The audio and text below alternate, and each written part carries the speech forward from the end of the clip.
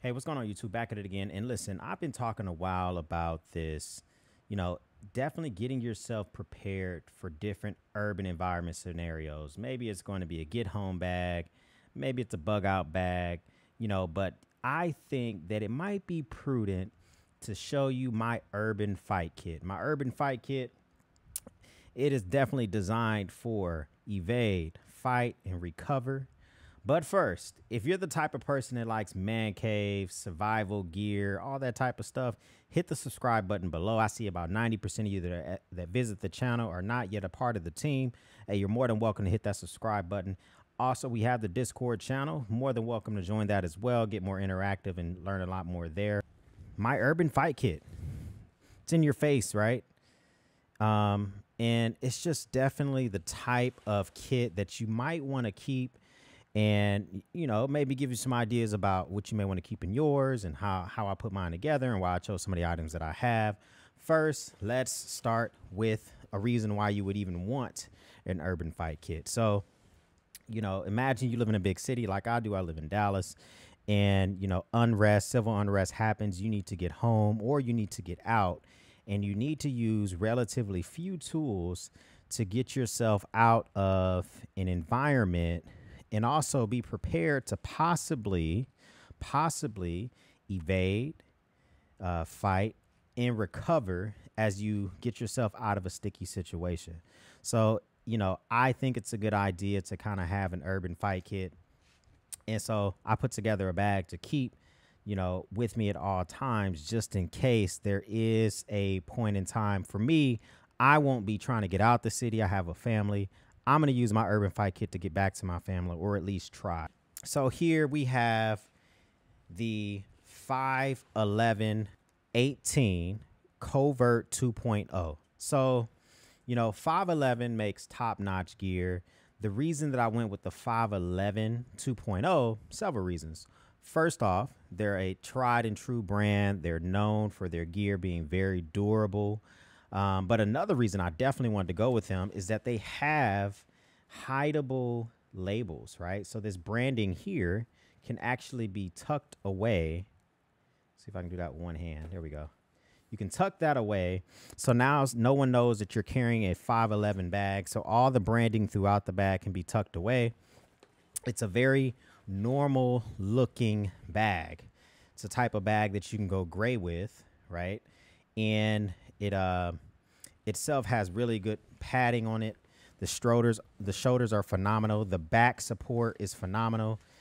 So you have all these different items and different support that you can have. It is ready for, water bladder ready if you want to put a bladder in here. I don't have a bladder in here, but if that's the type of stuff you like to carry, it has really nice straps here.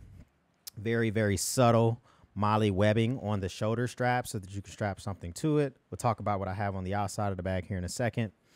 And so as you bust inside the bag, I'll show you more about why I specifically wanted to go with this bag as well. So while we're at it, let's talk about some of the things that are kept on the outside of the bag. So the first thing we have here is the Grayl Go Press Purifier. This purifier is a type of purifier you can use on the go. So it removes viruses, bacteria, and it has a built-in filter, right? So if you're coming up on a creek or something like that, you're moving through an environment, you can take out this center core. You fill this up with water. So you fill this part up with water, and then you hard press the filter through the water, and it filters out all those toxins, right? And you literally just screw this top back on. Once you have this top screw back on, you can immediately drink the water. This thing is kind of pricey. I think it comes out about $90, but this is the fastest way to filter water on the go. And I know we have the sewer, the water filtration systems and stuff like that. Those are noisy, they're bags. And if I'm in a fight environment and I'm trying to evade, I'm trying to be stealthy, I want something that I can not only filter water on the go, but I know I'm going to be able to store a lot of water as well. So this is one of the coolest, inventions I've seen as of late, and definitely something that had to be a part of my urban fight bag. And it's just something that, I trust to be able to use on the fly. Speaking of using on the fly, we flip over my bag. We look on the underside of the bag. You've seen this in my Get Home bag. So I have a little condor pouch here. Inside of that is some pepper gel.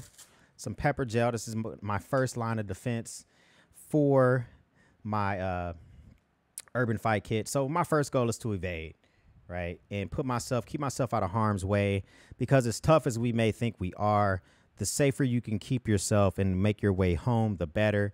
What better way to do that with some pepper gel? So here, you simply engage the pepper gel. You flip this up. You put your finger inside. You spray it. And, you know, I've been sprayed with pepper gel. I can fight through pepper gel.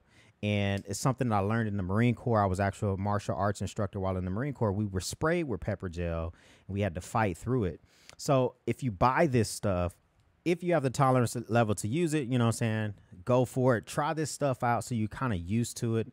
And that way, when you're using it, it's not going to be a complete surprise to you for the first time. Flipping the bag over. And so we're still looking at this inconspicuous bag here. And so we dig into the, we're standing on the outermost front part of the bag has a complete flip open pouch. In the flip open pouch, you know, I have my med pack here. This med pack here is from basicmedicalgear.com. I'll link them up below. I love this med kit. This is one of my favorite EDC med kits that I have. They have it in this really tough Molly utility pouch. So I have mine attached in the front of my bag simply with one small hero clip, and I do that for several reasons. So when I open this bag up, if I need to flip down, now I can access my magazine pouches. It has a slight subtle Molly webbing inside this bag. Once again, one thing I love about the 511 bag system, it's really subtle. So I have some emergency shears here. So if I need to cut away some clothing and I need to get to some, you know, treat myself for some major wounds. And I also have a tourniquet here. And the thing about this tourniquet is I have it a little bit loose. And if you have a tourniquet, my recommendation is to, you know, obviously take it out of its packaging, but loosen it up a little bit, because most likely if you use a tourniquet, you're going to be using it with one hand, right? So it's highly likely that you could be using it with one hand to apply to your other arm. You could be applying it with one hand, you know, to your leg, because you're trying to keep pressure on your own leg. So you need to loosen the tourniquet up so that it's easier to apply with one hand. That's just a little pro tip for you. So another thing I like about this bag is once you open it up, you can roll this down, and it does not have a front pocket. So there's nothing to put, quote unquote, in that pocket. You can flip this down. Now you have full access to your magazines in the front of the bag. Now, why would you want access to magazines in the front of a bag? Well, I'll tell you. Here on the side of the bag, so we flip it to the side, we have a concealed carry pouch. You can access it if you're a right-hand shooter from the right, or if you're a left-hand shooter, you can also access it from the left. So both sides have the zipper feature on the side. So you have your concealed carry inside of here. The concealed carry itself is stored inside of the bag via Velcro. So you pull it out, and you're able to access your concealed carry very quickly, and you're able to put down some action with your concealed carry without having any issues. So I really like that feature. The fact that it does have that little bit of Velcro, big patch of Velcro right inside of here, so that you can have your concealed carry inside the bag, ready to rock and roll. I can put the bag on in front of my body, and I have the bag strapped in front of my body. I can grab my concealed carry. I have my extra magazines. I'm ready to rock and roll if I need to do any reloads or anything like that. So that's the ultimate fight, right? That's the ultimate fight. This med kit itself is very, very, like I said, a very good med kit for EDC. It has a CPR mask, so if you need to apply CPR to somebody else. It has gauze. It has an Israeli bandage in here. And it also has a Sharpie so that you can write when did you apply that tourniquet. So just in case you need to, you know, someone else needs to know how long that tourniquet has been applied. Does have a chem light in here, has some really good gauze, has some large bandages. So this is a really good med kit for EDC. Has some gloves in here. This is the type of bare bones kit that gets straight to the point. because you want a kit for your fight kit that's going to be for those traumatic wounds, you know, not those little boo-boos that you might get as you're moving through and you're trying to evade and all that good stuff. You know, I guess you can throw some Band-Aids in there, but you want some stuff that's you want a kit that's going to help you from being taken completely out of the fight. That's what that med kit is good for. So if we transition to the front of the bag, so it has a little bit of straps on the front here. So with those straps reveal, you unclip those straps, it has another compartment in the front of the bag. And what I keep in the front of that bag are a pair of knuckle gloves. Now, the reason I keep knuckle gloves is so that when it's time to go, when it's time to put in some work, it's time to put in some action, I now have equivalent, you know, just another hard layer for the purposes of punching. And these are really rugged gloves just in case I need to use these in an urban environment for different situations, moving wood, moving metal, try not to get tetanus, all that good stuff. If I need to lay hands on somebody, then these have the built-in knuckles here, which are really good. Kind of gives you an advantage in a fight. So that's one thing I want to keep on the ready in the front of my bag. I also keep in here a ProTech HL5X. This is one of the brightest flashlights I have ever used. This thing can be used multiple ways. First off, the light beam is so bright that you can use that as a defense itself. Also, the very front of the light has this little bit of tactical jipping, I guess I would call it. You can use that as a self-defense tool. Use that to press against somebody, push against somebody. And that in and of itself is another self-defense mechanism. This thing, really lightweight, it's black. You can use this, and now you have a way to light up the night, especially if you're not concerned about maintaining your night sight. You're trying to move through an environment, you need to illuminate where you're going to be going next. It's important to have a powerful flashlight that is able to do that. So as we transition to the bag here, there's a little pocket here in the front. I call this my night pack pocket because everything in here is what I intend to use in an urban environment to try to sleep until I'm able to move the next day. So in here, I have some audible alarms. So I have several things, a tripwire in here.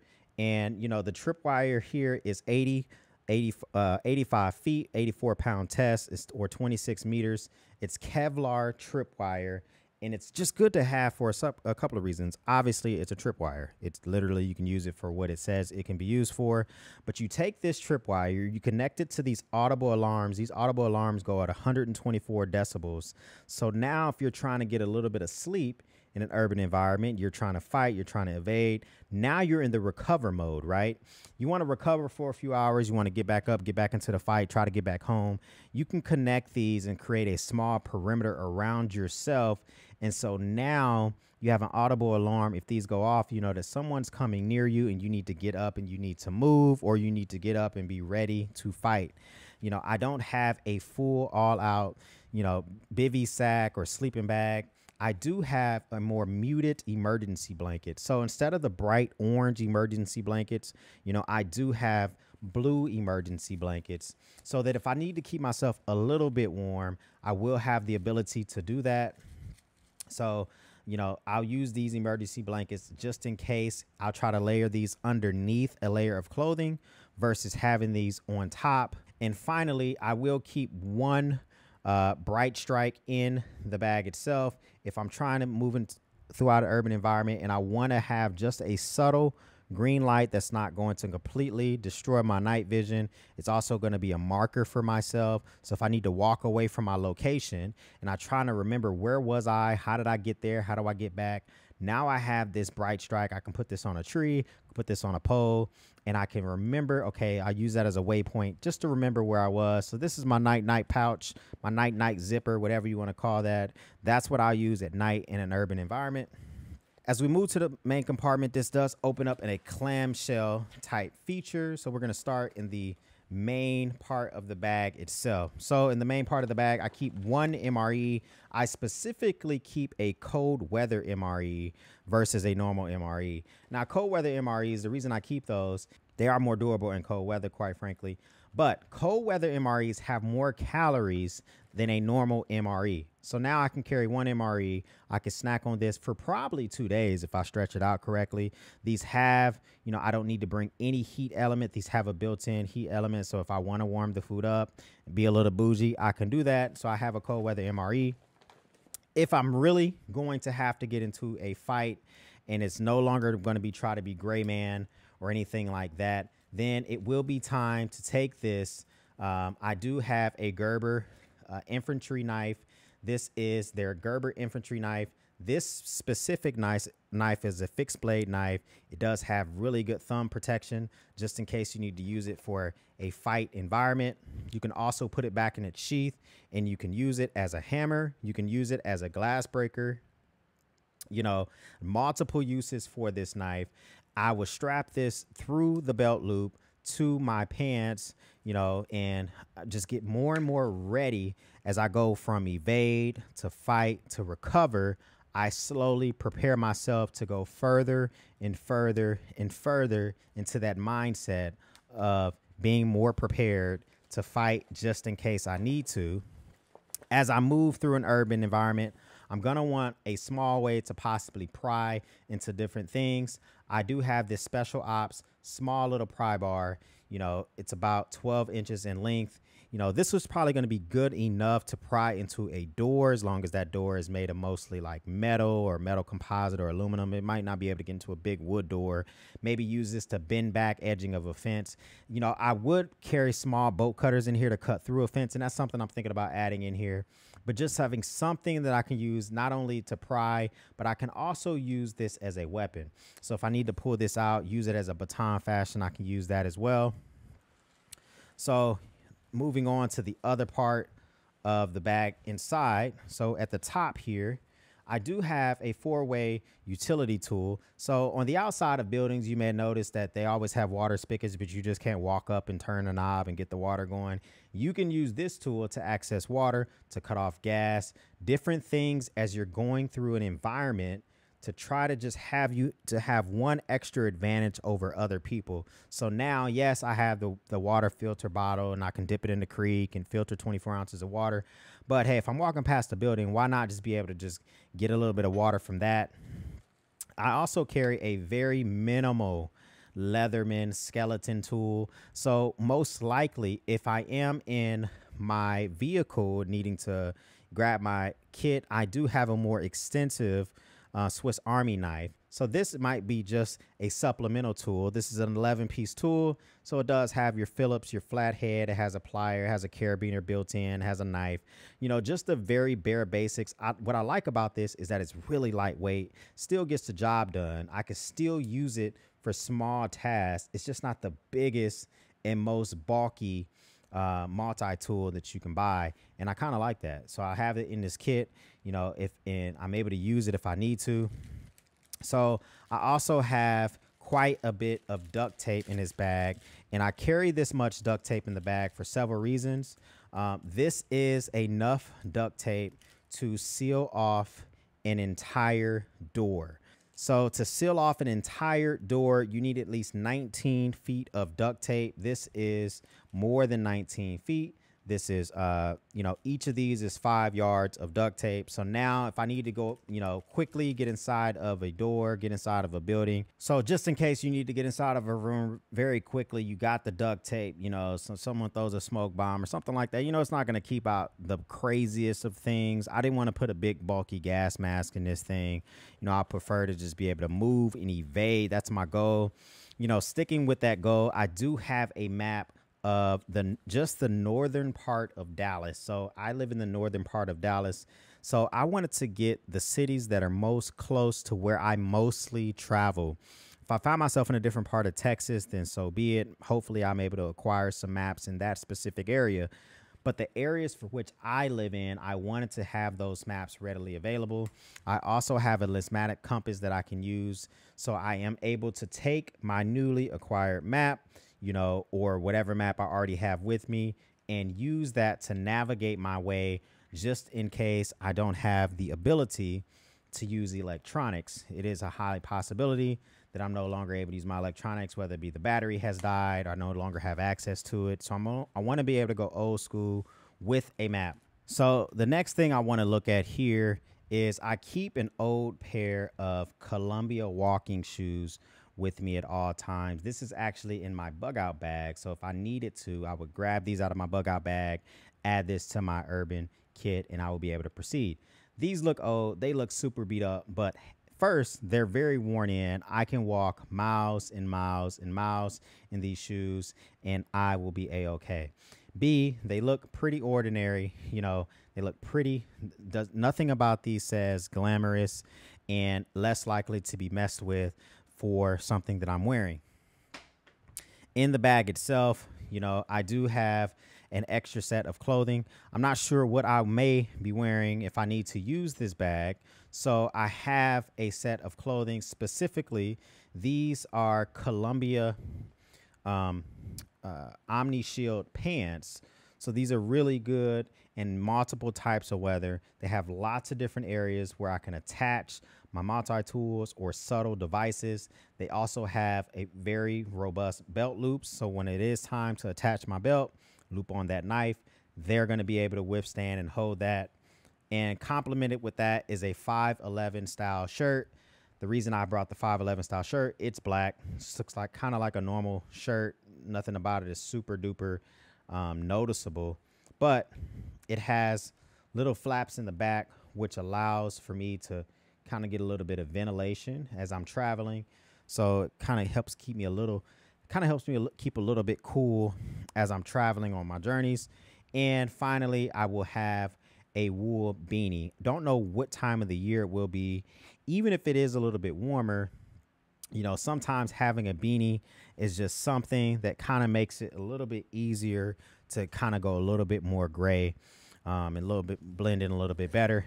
And this bag would not be complete without some type of ultimate armor that's going to keep me safe. Just in case someone has their own concealed carry or similar, I want to know that I'm going to be safe. Let me zip this up and just kind of show you the final component that makes this bag complete. So the very back of the bag has an entire laptop storage area, right? So you can store a laptop back here, and it completely zips down for TSA and all that good stuff.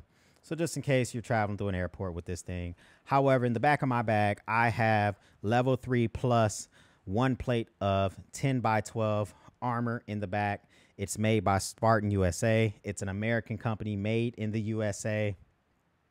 So what I like about the Spartan armor systems is that A, it's not that heavy. I think this thing weighs around 10 pounds, you know, but now I have protection up to 762 or 308 of protection from about 25 feet, just in case I need it and I could protect the front part of my body. So 762 obviously is bigger than the 556, which a lot of people tend to carry around in their weapon platforms and their weapon systems. So once this bag is fully put together, let me stand up and just kind of show you how you would use, you know, the bag itself with the actual armor plating. So now you can see I have the bag actually strapped to my front. So now that body armor is protecting all my vital organs. You know, now you can see that very front pouch. I can zip this down. I can tuck this in, flip down. My med kit is being held on by that hero clip. I have access to my concealed carry on the right side here. Maybe put my hand in here, grab my concealed carry, pull it out if need be. I have extra magazines. Now I'm ready to rock. If I need to protect myself and I go from evade to fight, I'm ready to fight. I have armor. I have, you know, my weapons first. Hopefully we'll just be able to use, you know, my fist of steel. So I think, but just in case I needed to, I can go to the boomstick, protect myself. I also have the ability to reach down quickly, unstrap one strap, grab my flashlight, use my flashlight to illuminate, but also use it as a weapon, as we talked about earlier. I can store that here. I have access to those gloves, so I can keep this here. So this bag is really durable just for those simple use cases of being able to access those different items. So that's why I love this bag so much in an urban environment. So, I mean, what do you think, man? Are you going to put together an urban fight kit? Just be prepared to evade, fight, and recover, right? So if you can keep that battle rhythm up, practice those things, you're going to be able to get yourself out of a sticky situation, whether you're trying to get home or you're trying to get yourself out of the city. This might even be useful in a rural area. Don't even just simply use this as an urban fight kit. That's what I'm naming this thing. But, you know, you can use this however you see fit. If you're into bags, into stuff like that, just click here. I'm going to put some bags up here. You can watch those things until you pass out. But you know what? The big thing is make sure you hit that subscribe button, leave a comment below, like the video, let YouTube know that you enjoy this. And I thank y'all for coming back. We'll speak soon.